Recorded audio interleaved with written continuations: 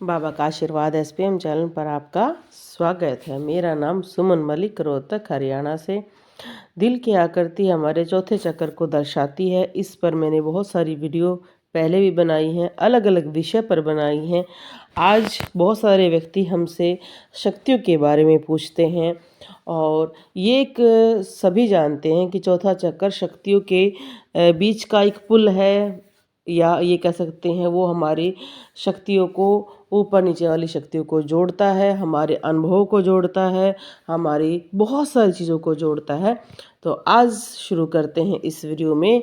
आप सभी अपने अपने चीज़ों के बारे में जान पाएंगे। चक्कर हमारी शक्ति को दर्शाता है। यह हमारी बाहरी और भौतिक दुनिया के साथ सूक्ष्म और एक ऐसा पुल बनाता है जो आगे चल के हमें बहुत कुछ प्रदान करता है। हालांकि यह सोचना गलत है कि कुंडलिनी के आरोहण के बिना चक्कर अपनी शक्ति को पूरी तरह से व्यक्त कर पाएंगे। जब हमारे चक्कर जागृत होंगे तो हमारी कुंडलिनी शक्ति जरूर उठेगी। प्रत्येक चक्कर की शक्ति को अनलॉक करना मानसिक अभ्यास, मंत्र से आप उसको खोल सकते हैं। बहुत सारे जैसे मानसिक अभ्यास क्या होता है, जिसमें आप अपने मन को शांत करते हैं, जिसमें आप बहुत ज़्यादा जुड़ जाते हैं। सबसे सरल विधि मानसिक अभ्यास और मंत्र, योग और संगीत, ये चीज़ें और प्रगति को माना जाता है। प्रगति आप सभी जानते हैं कि पहाड़ों पर, नदियों पर जो व्यक्ति ये कहते हैं ना, बहुत सारे व्यक्ति ये कहते हैं जी हमारी शक्ति रुकी हुई है, हम क्या करें क्या करें। तो भाई प्रकृति से जुड़ें, किसी ऐसे स्थान पर जहाँ पर आपको ज़्यादा भीड़ ना हो, पेड़ के नीचे बैठे, अगर नदी है आपके आसपास वहाँ बैठकर ध्यान लगाएं। कोई ऐसा सिद्ध स्थान है वहाँ जाएं, आपकी शक्ति बहुत जल्दी खुल जाएगी।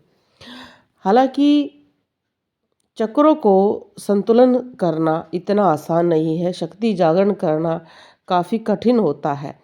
7 चक्र हैं, इनका महत्व बहुत ज़्यादा है। तंत्र और योग के प्राचीन ग्रंथों में सातों चक्रों के बारे में महत्वपूर्ण जानकारियाँ दी गई हैं। इन्हें ऊर्जा का केंद्र कहा गया है। हमें पदार्थ और भौतिक दुनिया, मानसिक भावात्मक दुनिया के साथ साथ आत्मा की सूक्ष्म दुनिया के साथ संरेखित करने की अनुमति देते हैं या जोड़ने की अनुमति देते हैं। वे शारीरिक अंग नहीं है, बिल्कुल सूक्ष्म ऊर्जा केंद्र हैं जो हमारे शरीर के माध्यम से प्राण महत्वपूर्ण ऊर्जा के प्रभाव को आगे बढ़ाते हैं। चक्रों का हमारी अंतःसानी ग्रंथियों से भी गहरा संबंध है। चक्रों में असंतुलन रोग को भी दर्शाता है। आप जो व्यक्ति ये कहते हैं ना जी हमें बहुत सारी बीमारियां हैं, तो बहुत सारे लोग हरिद्वार जाते हैं, योग के माध्यम से वो ठीक होते हैं, क्योंकि वहाँ पर प्रगति भी बहुत अच्छी है। आप जानते हैं कि बहुत चीज़ें इतनी सहयोग करती हैं। सबसे अच्छा इन्वायरमेंट आप आजकल सब जानने लगे कि बड़े जो भीड़ भाड़ या जिनको हम कहते हैं बड़ी सिटी हैं, उनको लोग छोड़ कर आ रहे हैं, पहाड़ों की तरफ जा रहे हैं, नदियों की तरफ जा रहे हैं। उसका कारण क्या है? क्योंकि हमारी बीमारियां बहुत कम होती हैं, हम संतुलित महसूस करते हैं। सातों चक्रों को स्थिर और संतुलित करने पर लगातार काम करना जरूरी है। चक्कर असंतुलित शारीरिक बीमारी के रूप को खुद को व्यक्त करता है।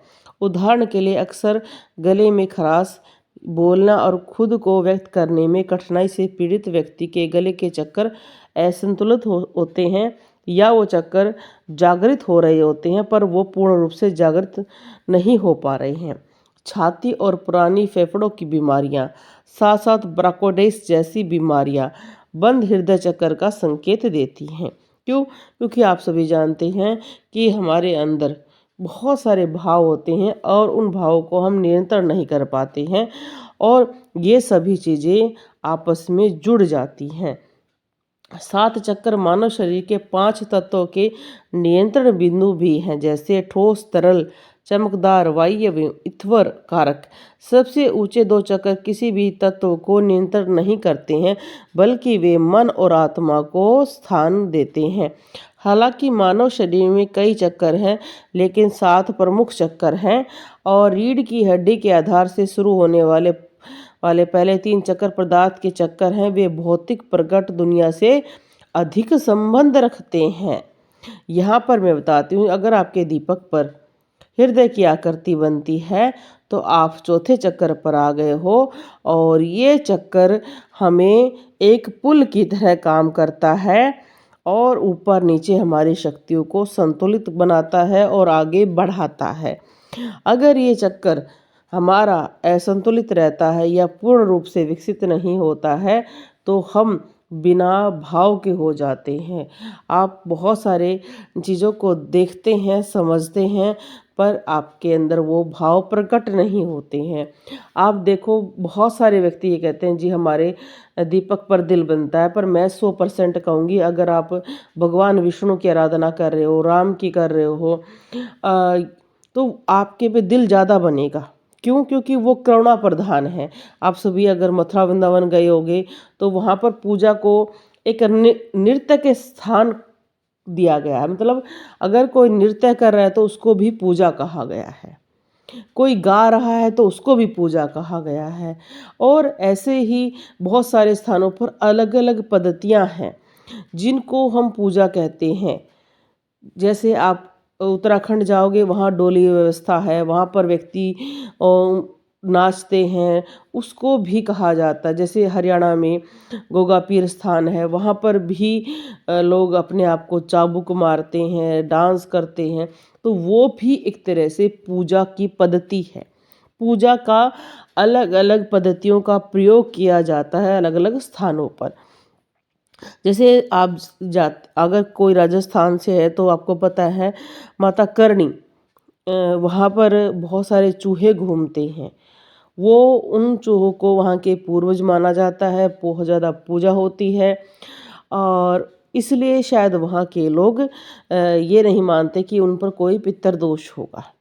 पर इधर जो हमारे हैं, हमारे ऊपर ये चीज़ें नहीं हैं, क्योंकि माता करणी ने इस चीज़ को अपने आशीर्वाद से किया है। हर एरिया के अलग कुछ प्रभाव होते हैं जो शायद वही व्यक्ति समझ सकते हैं जो वहाँ के रहते हैं।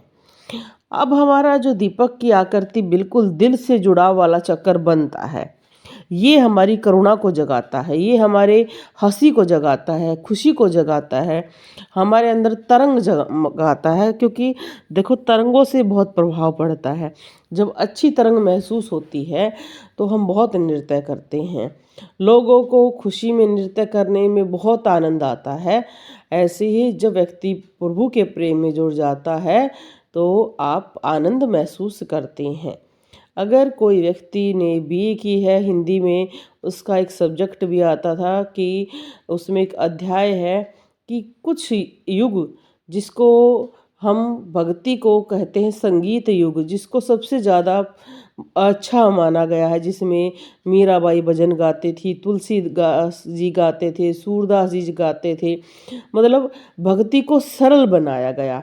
उसमें उनके हृदय चक्र ज़्यादा, बहुत ज़्यादा, मतलब प्रभाव उन पर ज़्यादा रहा और उन्होंने भक्ति को सरलता से संगीत में डुबोकर हमको दिखाया, हम जैसे आम व्यक्तियों को दिखाया, जो हम जैसे व्यक्तियों के लिए बहुत ज़्यादा प्रभाव माना गया, खुशी से जोड़ा गया। ये सभी जानते हैं कि हर युग में तपस्या का, पूजा पद्धति का अलग अलग एक विधि विधान रहा है और सभी उसको मानते हैं।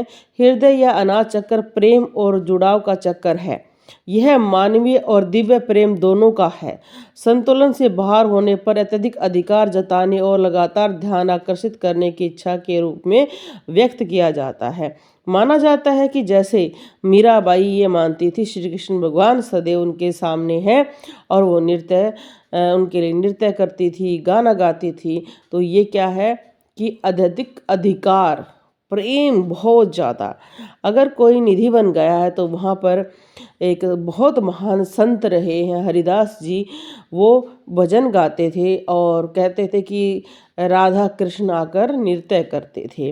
वहाँ पर स्वयं अकबर भी गया था, क्योंकि वो तानसेन के गुरु थे। तो उन्होंने कहा कि क्या आप मेरे साथ चल सकते हैं, आप मेरे लिए गा सकते हैं। तब उन्होंने कहा कि जो आपको मेरे गाने में जो आपको आज मज़ा आया है या अच्छा लगा है, अगर मैं आपके लिए गाऊँगा तो वो आपको कभी महसूस नहीं होगा, क्योंकि मैं दिल से गाता हूँ, अपने रब के लिए गाता हूँ और मेरे दिल से निकला हुआ संगीत तभी आपको प्रभावशील लगेगा जब वो दिल से निकलेगा। बोला, तानसेन आपके लिए गाता है, मैं गाता हूँ अपने प्रभु के लिए। तो आप जब इस दीपक की आकृति को देख रहे हैं तो ये बहुत अच्छा है। आपका एक ऐसा प्रभाव खुल गया है जिसमें आप ऐसी खुशबू फैलाते हो प्रेम की, जो देखे वो खुश हो जाए, जो सूंघे वो धन्य हो जाए। तो ये बहुत अच्छा चक्कर माना जाता है, शक्तियों का पुल है, आपको आगे भी बढ़ाएगा और शक्ति प्रदान करेगा।